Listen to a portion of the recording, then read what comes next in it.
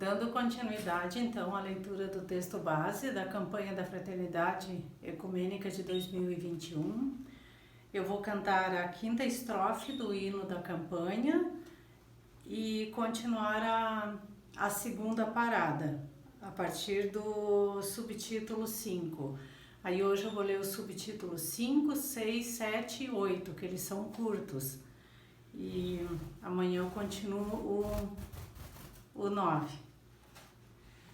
Venham jovens, idosos, crianças, e vivamos o amor compromisso, na partilha do dom da esperança, e na fé que se torna serviço, na partilha no dom da esperança, e na fé que se torna serviço. Em nome de Cristo, que é nossa paz, em nome de Cristo, que a vida nos traz, do que estava dividido, unidade Ele faz, do que estava dividido, unidade Ele faz. Subtítulo 5. O Evangelho é força de Deus que derruba os muros. O Evangelho da graça e da misericórdia revela-se como a força de Deus que derruba os muros do preconceito que separam os judeus dos gentios. Graças ao fim das divisões, as pessoas podem sentar-se em torno de uma mesa comum e partilharem juntas o pão. O apóstolo Paulo ressalta, em Gálatas capítulo 2, versículos 11 a 21, que a fé em Jesus Cristo não coaduna com a ideia de que haja sequer a possibilidade de algum grupo agir com superioridade em relação a outro. Efésios 2, de 1 a 10, alerta para a necessidade premente de se aceitar plenamente as pessoas que são diferentes e ver nas diferenças a riqueza do corpo de Cristo. Não é possível estar com Deus e ao mesmo tempo discriminar e desrespeitar as outras pessoas, por causa de suas diferenças étnicas, religiosas ou de gênero. Efésios capítulo 2, 14 a 18 tem como moldura as passagens 2, 11 a 13 e 2, 19 a 22, que chamam a atenção para a necessidade de abolir a separação entre os não circuncidados, que são os gentios, e os circuncidados, os judeus. Em Cristo, essa divisão foi eliminada, pois todas as pessoas, independentemente de sexo, classe social ou etnia, são iguais. Na primeira parte de Efésios 2, 11 a 13, predominam afirmações que negam a dignidade do outro. 2 pontos. Lembrai-vos, portanto, de outrora, vós que trazíeis o sinal do paganismo em vossa carne, vós que ereis chamados de incircuncisos por aqueles que se pretendem circuncisos em consequência de uma operação praticada na carne. Lembrai-vos de que naquele tempo ereis sem Messias, privado de cidadania em Israel, estranhos às alianças da promessa, sem esperança e sem Deus no mundo. Mas agora em Jesus Cristo, vós que outrora estáveis longe, fostes tornados próximos pelo sangue de Cristo.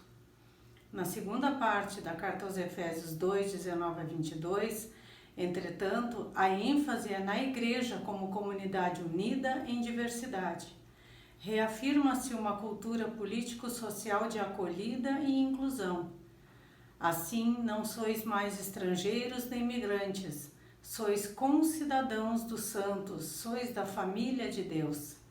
Fostes integrados na construção que tem como fundamento os apóstolos e os profetas e o próprio Jesus Cristo como pedra mestra.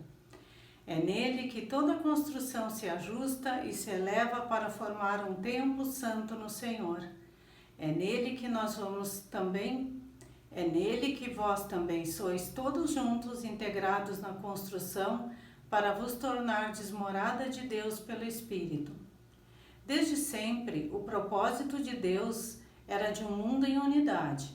A carta aos Efésios destaca que os pagãos são admitidos à mesma herança, mesmo membros do mesmo corpo, associados à mesma promessa em Jesus Cristo por meio do Evangelho.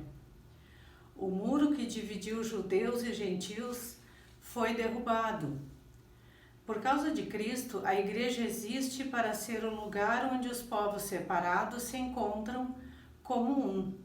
A superação dessas hostilidades não foi meramente um produto colateral do Evangelho, muito menos um desafio do sentido do Evangelho, mas é a sua concretização.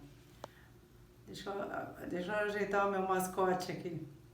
A Boa Nova desafia para experiências de superação de ódios, exclusivismos, preconceitos e exclusões.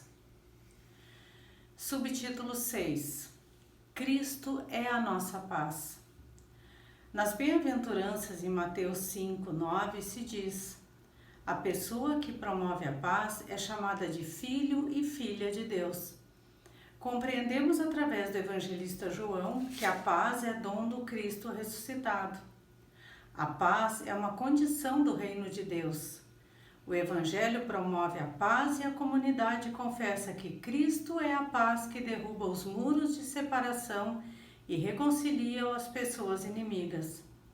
O testemunho bíblico a respeito da paz é extremamente rico e nos desafia a entendermos o Evangelho como promoção da paz. Ao avistar a cidade de Jerusalém, Jesus chorou, porque ela desconhecia aquele que poderia lhe prover a paz. A paz, Shalom, é um tema genuinamente bíblico. Muito mais do que a mera ausência de guerra, é a realidade de salvação expressa na promessa profética do Príncipe da Paz. Na visão do reino messiânico, a promessa de paz inclui até os animais selvagens. O salmista confessa em sua prece que o amor e verdade se encontram, justiça e paz se abraçam. Isso é a certeza da presença de Deus no meio do povo, que impele a viver os valores relacionados com essa presença que é amor, verdade e justiça. A história da salvação tem uma dimensão social que se fundamenta em Deus. Isso fica claro quando se diz que judeus e gentios, agora reconciliados em um só espírito, reconhecem Deus como Pai. A paz, enquanto reconciliação com Deus, traz algo novo, que em Efésios é expresso pela palavra-chave adoção. Um novo relacionamento com Deus, que tal qual Pai de Jesus Cristo é também Pai de todas as famílias.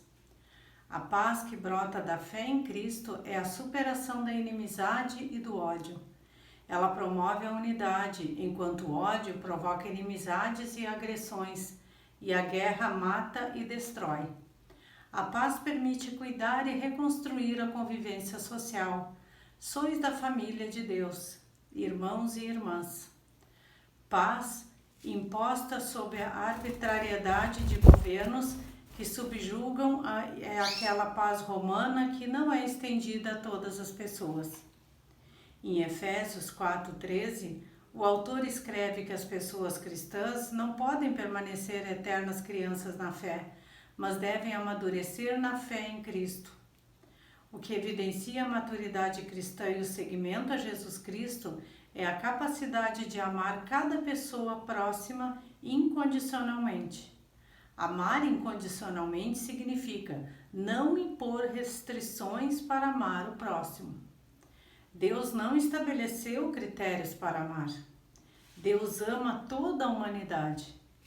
Efésios 4, 14 a 15 diz: assim nós não seremos mais crianças, jogados de um sentimento a outro, arrastados à deriva por todo o vento de doutrina, ludibriados pelos homens e induzidos pela sua astúcia e a transviarmos no erro.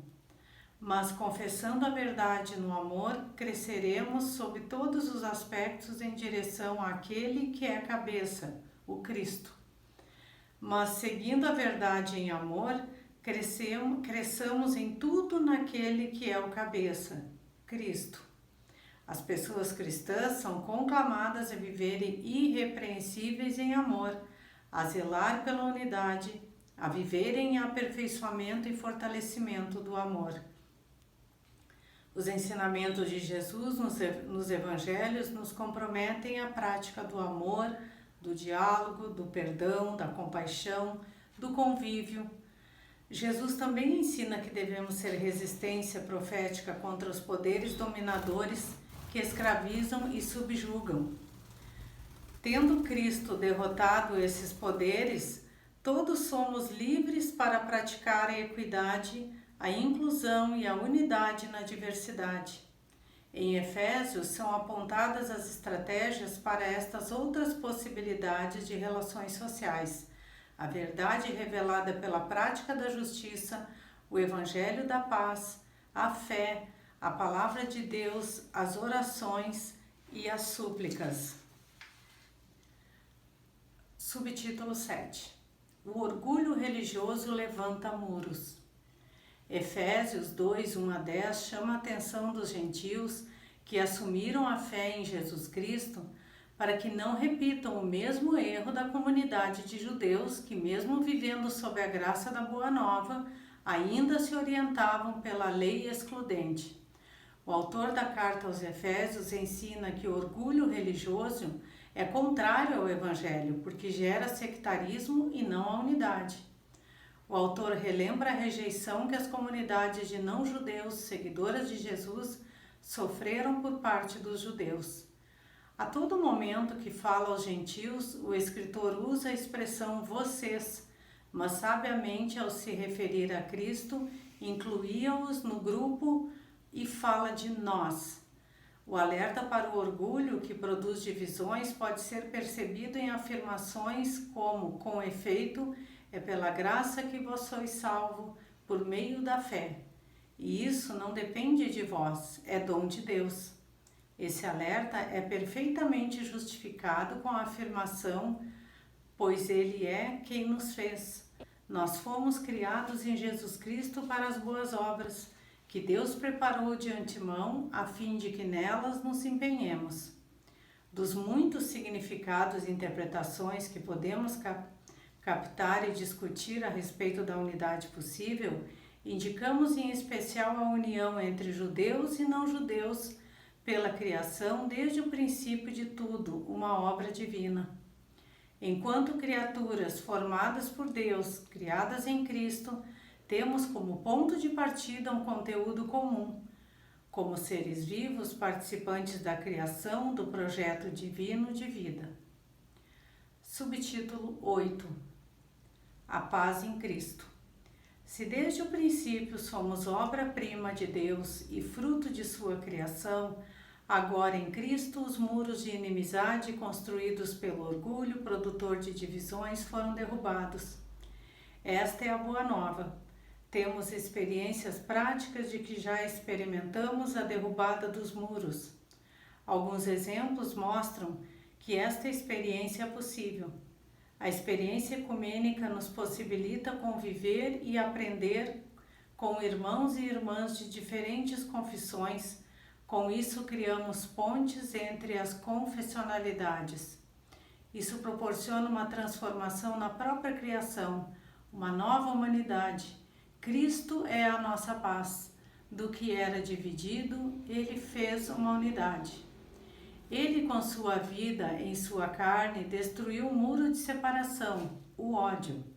Ele aboliu a lei e os seus mandamentos com Deus, ambos em um só corpo por meio da cruz com suas observâncias. Ele quis assim, a partir do judeu e do pagão, criar em si um homem novo, estabelecendo a paz. Dessa forma, se havia instituições e práticas comunitárias que separavam os grupos, a paz em Cristo muda essas relações no interior da própria criação. Agora somos em Cristo um só corpo.